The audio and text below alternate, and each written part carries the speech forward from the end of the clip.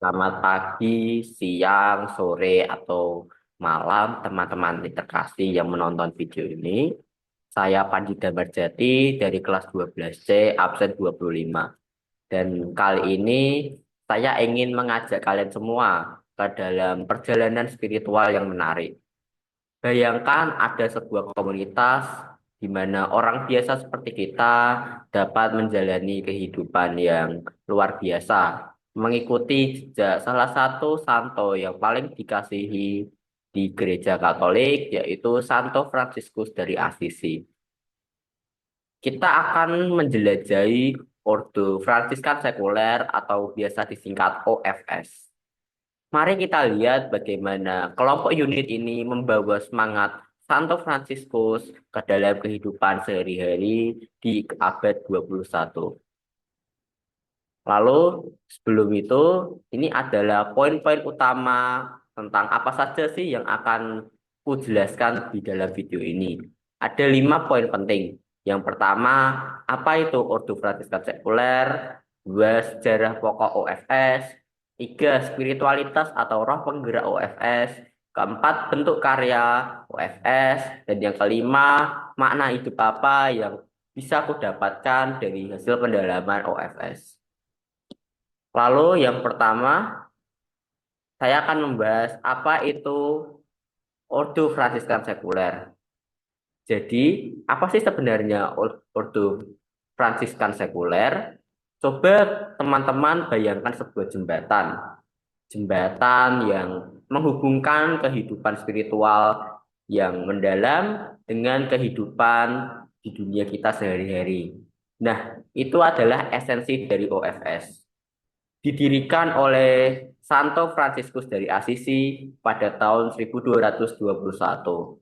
Ya, hampir 800 tahun yang lalu.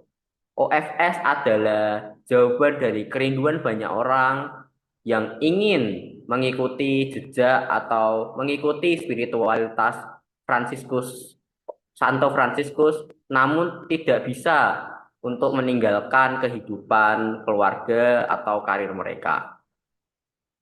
OFS membuka pintu bagi kita orang awam yang ingin menjalani kehidupan Fransiskus atau kehidupan spiritualitas Fransiskus yang autentik. Kita bisa tetap di rumah kita, tetap bekerja di kantor, tetap bersekolah seperti kita biasa, tetapi ada sesuatu di sana. Kita diundang untuk mengubah kehidupan kita menjadi refleksi hidup dari nilai-nilai Fransiskus. Bayangkan membawa kesederhanaan Santo Fransiskus dalam keputusan berbelanja atau menerapkan cinta kasihnya terhadap ciptaan Allah dengan memilih produk yang ramah lingkungan. Ini adalah yang dimaksud menjadi Fransiskan sekuler, menghidupi nilai-nilai kasih, kerendahan hati, pelayanan di setiap di aspek kehidupan sehari-hari kita. Lalu saya akan membahas sejarah singkat OFS. OFS kita harus kembali lagi di abad ke-13 sejenak. Bayangkan kota Assisi yang ramai, pedagang yang sibuk, bangsawan dalam kastil mereka, dan di tengah-tengah semua ini ada seorang pria muda bernama Fransiskus yang baru saja mengalami pertobatan radikal. Fransiskus mulai hidup dalam kemiskinan dan pelayanan, dan segera banyak orang tertarik pada cara hidupnya yang baru. Beberapa bergabung sebagai biarawan, tetapi banyak orang yang tidak bisa meninggalkan keluarga dan pekerjaan mereka. Ya, sama seperti kita, orang awam ini. Namun, mereka masih ingin mengikuti atau hidup seperti Fransiskus. Nah, momen inilah bagi Fransiskus. Dia menyadari bahwa spiritualitasnya itu tidak hanya untuk biarawan, tetapi panggilan untuk semua orang atau panggilan universal. Jadi pada tahun 1221 dia mendirikan apa yang sekarang kita kenal dengan Ordo Fransiskan Sekuler.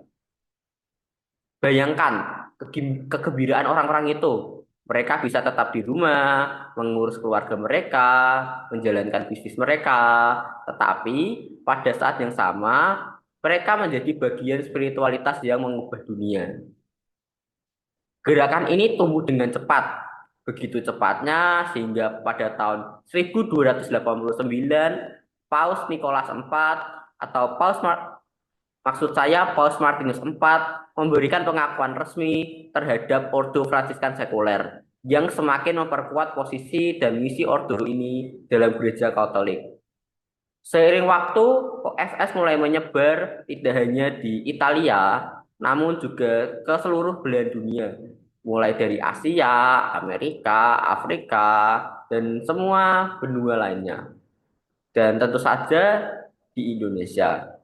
Dimanapun Anda pergi, Anda bisa menemukan komunitas kecil, orang-orang biasa atau orang-orang awam seperti kita yang hidup dengan cara yang luar biasa mengikuti jejak Santo Fransiskus dari Assisi.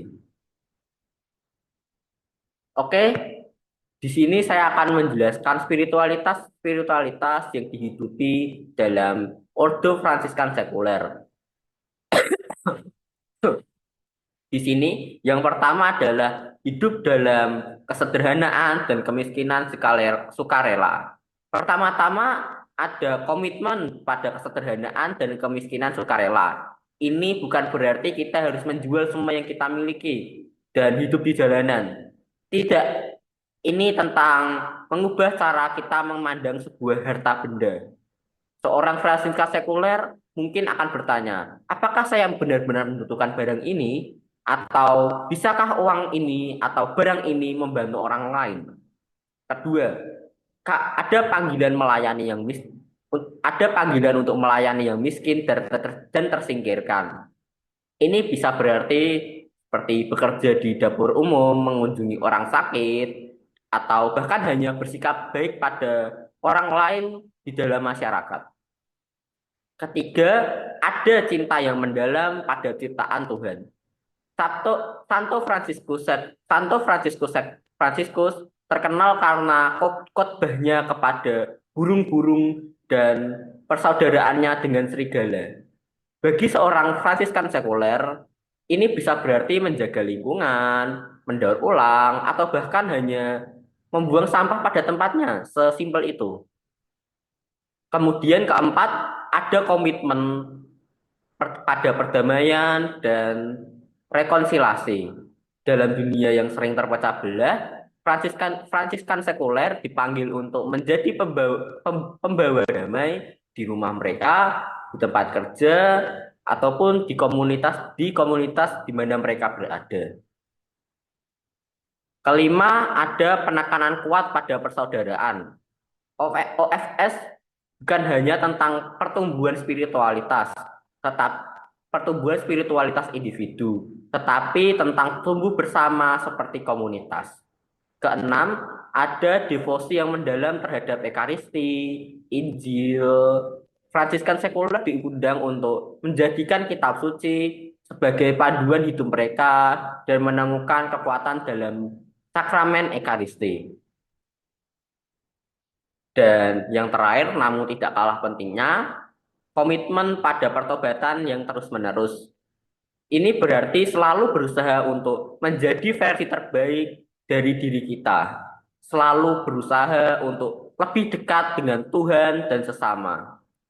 Semua elemen ini menciptakan cara hidup yang unik, di mana sebuah spiritualitas mengubah hal-hal biasa menjadi luar biasa. Dan ya, dalam spiritualitas ini bisa khususnya bisa semua anggota OFS dapat menemukan Tuhan dalam segala aktivitasnya. Walaupun aktivitas itu mungkin terasa kecil atau sepele, tapi anggota OFS pas diharapkan untuk bisa menemukan Tuhan dalam segala aktivitasnya. Lalu saya akan membahas karya pokok OFS. Jadi semua spiritualitas ini diterjemahkan dalam tindakan nyata. Nah, tindakan nyata apa saja sih yang dilakukan oleh para anggota OFS? Yang pertama, adanya pelayanan sosial. Ini dalam berbagai bentuk seperti memberi makan tunawisma, mengunjungi orang sakit di rumah sakit, dan ya seperti itulah. Pokoknya dia dapat melayani sesamanya di sosial atau di komunitas itu tersebut. Ia dapat bermanfaat dalam komunitas tersebut. Kemudian kedua ada pelestarian lingkungan. Mengingat cinta Santo Fransiskus dari Asisi ini tidak mewujudkan banyak komunitas OFS terlibat dalam proyek-proyek seperti pembersihan pantai, penanaman kembali, reboisasi, daur ulang, dan lain-lain. Ketiga ada karya perdamaian dan rekonsiliasi. Dalam dunia yang sering berkonflik, Fransiskan sekuler berusaha menjadi pembawa damai. Ini bisa sesederhana menjadi pendengar yang baik bagi teman, bagi yang bersedih, atau menjadi mediator dalam, misalnya ada teman kita yang sedang berkonflik. Kemudian ada pendidikan dan formasi sekolah-sekolah Katolik. Banyak anggota OFS terlibat dalam pendidikan seperti mengajar sekolah Katolik, sementara yang lain memimpin kelompok studi Alkitab atau kelas katekisme di paroki mereka. Kemudian evangelisasi. Tapi ini bukan tentang berdiri di sudut jalan dan berkhotbah. Bagi Fransiskan sekuler, evangelisasi seringkali lebih tentang hidup dengan cara membuat orang bertanya, apa yang membuat orang ini berbeda. Keenam, ada karya kerasulan keluarga. OFS menyadari pentingnya keluarga yang kuat dan sehat. Banyak anggota OFS yang terlibat dalam program-program mendukung pasangan muda, membantu orang tua tunggal, dan menawarkan bantuan-bantuan atau bimbingan-bimbingan bagi para remaja. Kemudian ada pelayanan liturgi dan doa. Banyak Fransiskan sekuler sering menjadi bagian aktif dalam kehidupan paroki, seperti menjadi lektor, pembawa komuni, kelompok doa, dan lain sebagainya.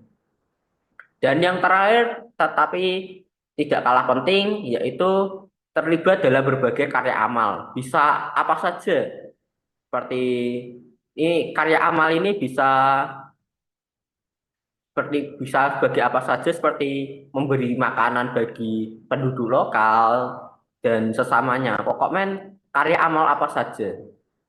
Yang penting di sini adalah semua karya ini dilakukan dalam semangat Tuhan, dalam semangat Fransiskan, dalam kegembiraan, kesederhanaan, dan cinta pada Tuhan dan sesama. Kemudian makna hidup. Jadi makna hidup yang saya dapatkan setelah mengetahui atau setelah pendalaman materi OFS tentang Ordo Fransiskan Sekuler ini adalah bahwa jika kita ingin menghidupi spiritualitas suatu santo, tidak perlu muluk-muluk, tidak perlu kita seperti harus menjadi romo, harus pokoknya tidak perlu seribet itu. Kita bisa menerapkan spiritualitas-spiritualitas itu di kehidupan sehari-hari kita. Kita bisa menemukan Tuhan di dalam segala aktivitas kita yang mungkin sepele. Tetapi jika kita mendalaminya dengan benar, pasti ada campur tangan Tuhan dalam setiap atau aktivitas apapun yang kita lakukan. Itu adalah makna hidup yang bisa saya dapatkan dari OFS ini. Oke, sekian dari saya. Itu presentasi saya. Mohon maaf jika ada kesalahan kata atau kata yang kurang berkenan bagi penonton semua. Saya Panji Damarjati, saya ucapkan terima kasih sudah menonton video presentasi saya. Terima kasih.